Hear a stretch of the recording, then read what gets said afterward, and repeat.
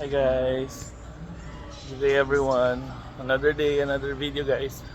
So guys, i-share ko lang sa inyo kung ano sinasabi ko sa mga anak ko, especially kay Ram at saka kay Car. Siyempre, sila yung grown up na sila, di ba? So, ang lagi ko sinasabi sa kanila, yung sabi ko na ako anak, ako okay lang ako. Okay lang kami ni tita. Kaya naming mabuhay. Kaya na naming mabuhay. Alam ko na kahit na umuwi kami ng Pilipinas ngayon ni Tita Che at magstay kami diyan, kaya na naming mabuhay.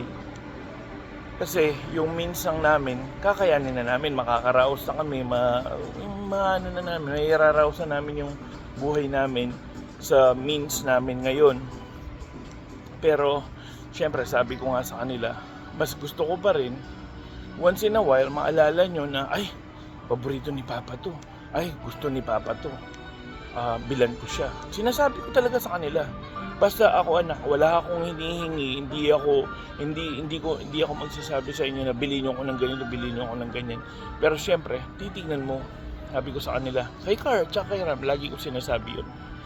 Kasi si Enzo ala pa naman bata pa yun, so hindi pa niya masyadong Pero anyway, yun, lagi kong sinasabi yun. Lagi kong sinasabi sa kanila na gusto ko anak, pagka kunyari medyo tingin-tingin mong maganda-ganda yung like maalala mo man lang ako, maalala mo ko paminsan-minsan, hindi ako mag-a-ask sa'yo na every single day, every hindi kasi syempre at the end of the day magkakapamilya din yan Yung kasi problema, yun naman yung ng mga parents minsan Yung isang bagay sa mga parents is that lagi ay may pamilya na siya, may ganyan na. Yung mga parents, huwag nyo laging iisipin yun. Kasi syempre, hindi naman natin, although syempre, depende pa rin sa sitwasyon ng mga anak natin, di ba? Syempre, kung alam naman natin hirap na hirap sila, so, ba't pa tayo mag-aano ng ganun? Pero ako, sinasabi ko sa kanila, kunyari, medyo maganda-ganda yung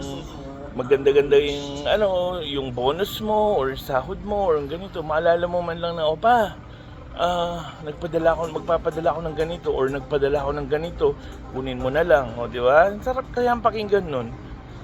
Kaya ako sinasabi ko talaga sa kanila, ako naman ako sa kanila, hindi niyo ako kailangan isipin on a regular basis. Pero syempre, tandaan niyo to, masarap ang may mga bagay-bagay na binibigay ang anak mo sa'yo.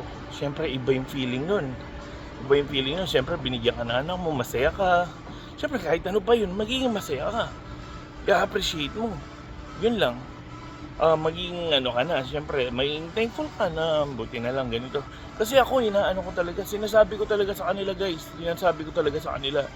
At saka very ko sa mga bata. Alam nila, si Ram at saka kay Car, alam nila kung kung paano ko. Alam nila kung kailan ako magagalit. Alam nila anong ikakagalit ko.